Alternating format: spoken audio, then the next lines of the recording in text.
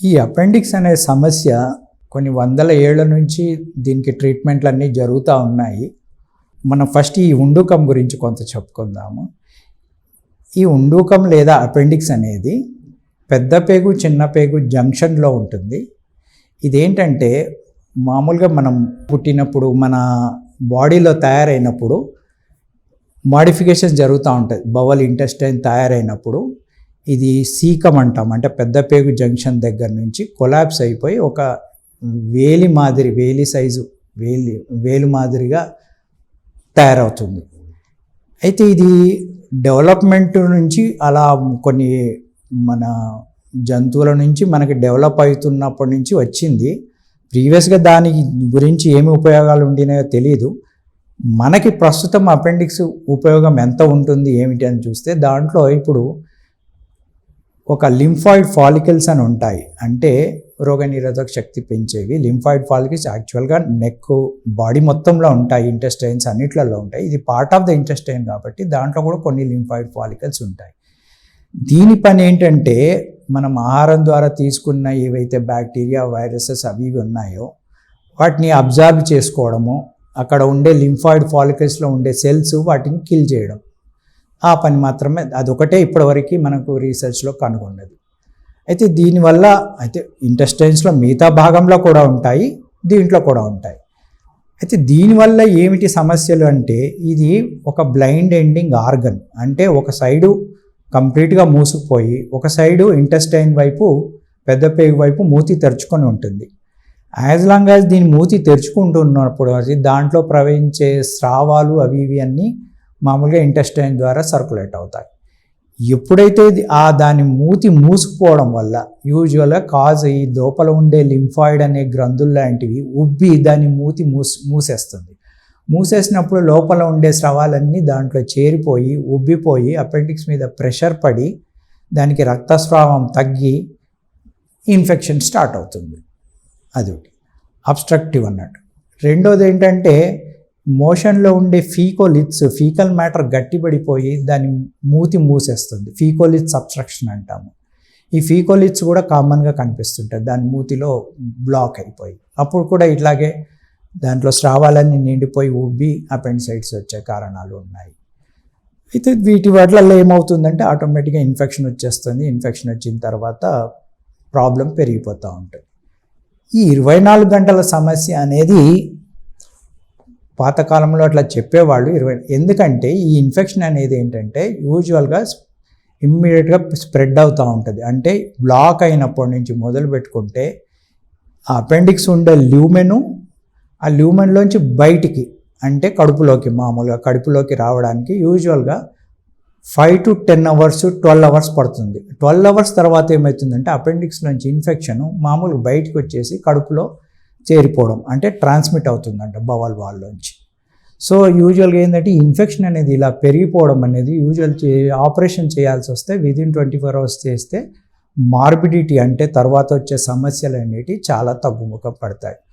ఒకవేళ ఇంకా లేట్ అవుతుంది ఏమవుతుందంటే ప్రెషర్ ఎక్కువైపోయి అపెండిక్స్లో. ఎందుకంటే ఇందాక చెప్పినట్టు ఇట్స్ బ్లైండ్ ఎండింగ్ ఆర్గన్. ఒక సైడ్ మొత్తం కంప్లీట్ మూసుకుంటుంది, ఇక్కడ సైడ్ ఉన్న ల్యూమెన్ ఏమో టోటలీ ప్లగ్గింగ్ అయిపోయి ఉంటుంది ఫీకోలిత్తో కానీ దేని కానీ.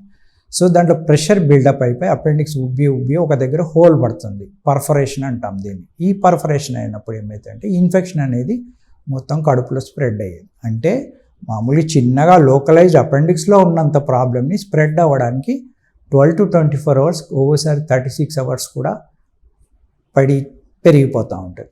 దీనికోసమే మనము ఎంత ఎర్లియస్ట్ మనం అపెండిక్స్ ట్రీట్మెంట్ చేయించగలిగితే అది బెటర్ అని చెప్పేసి. అపెండిక్స్ మామూలుగా ఈ అపెండిసైటిస్ అంటాము. అపెండిసైటిస్కి ట్రీట్మెంటు అపెండిసెక్టమీ. అపెండిక్స్ ఆపరేషన్ అనేది 2-3 రకాలుగా చేస్తారు. ఓపెన్ అని, లాప్రోస్కోపీ. దాని గురించి తర్వాత చర్చిద్దాం. అయితే ఈ అపెండిక్స్ తీసివేయడంలో ఏమైనా సమస్యలు వస్తాయా? అపెండిక్స్ అనేది చాలా రోజులుగా దాన్ని వెస్టీజియల్ ఆర్గన్ లాగానే కన్సిడర్ చేస్తున్నాము. మనం ఇందాక అనుకున్నట్టు దాంట్లో ఉండే లింఫాయిడ్ ఫాలికల్స్ వరకు మాత్రమే మనకి బాడీకి హెల్ప్ఫుల్ ఇన్ఫెక్షన్స్ తగ్గించడానికి యూజ్ అవుతుంది. కాకపోతే ఆ లింఫాయిడ్ ఫాలికల్స్ అనేది ఇంటెస్టైన్స్ మొత్తంలో ఉంటాయి కాబట్టి అపెండిక్స్ తొలగించడం వల్ల పెద్ద మనకి బాడీకి నష్టం అంటూ ఏమీ జరగదు. అపెండిక్స్ ఆపరేషన్ అనేది ఏ దాంట్లోనైనా కూడా మనకు బేసిక్గా చూస్తే అపెండిక్స్ని తొలగించడం.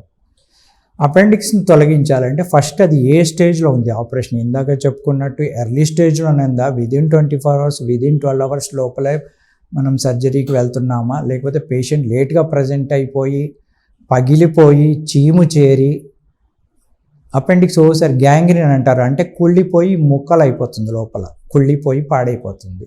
అది దేన్ని బట్టి అనేది. ఇంకొకసారి ఏమవుతుందంటే అపెండిక్స్ కుళ్ళిపోయి ముక్కలైపోయి లోకలైజ్డ్ యాబ్సెస్ ఫామ్ అయ్యి, అంటే వేరే చుట్టుపక్కల ఇంటెస్టైన్స్ మొమెంటమ్ అని ఉంటుంది అంతే, దాన్ని అతుక్కొని దాని ఇన్ఫెక్షన్ని స్ప్రెడ్ కానియకుండా చూస్తుంది బాడీ. దాన్ని మాస్ అంటే మొత్తం అతుక్కుపోతుంది.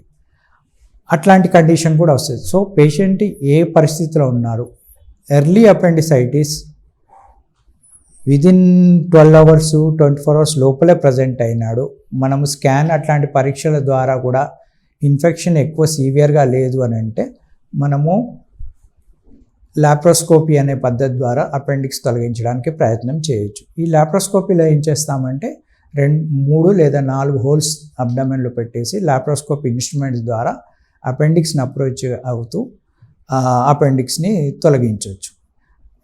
అయితే ఒకవేళ ఇది అపెండిక్స్ అనేది లేట్గా ప్రజెంట్ అయ్యి పగిలిపోయి చీమ్ పట్టి పేగుల మధ్యలో అతుక్కొని, అంటే కంప్లీట్ పేగులు అపెండిక్స్ కూడా విడదీయరానంత పరిస్థితి అట్లా ఉన్నప్పుడు మాత్రం లాప్రోస్కోపీ ఓసారి సక్సెస్ కాకపోవచ్చు. అట్లాంటప్పుడు ఓపెన్ చేయాల్సి వస్తుంది. అంటే ఓపెన్ పద్ధతిలో మాన్యువల్గా పేగులను విడదీసి అపెండిక్స్ నుండి ఆపరేట్ చేసి తీయాల్సి రావచ్చు.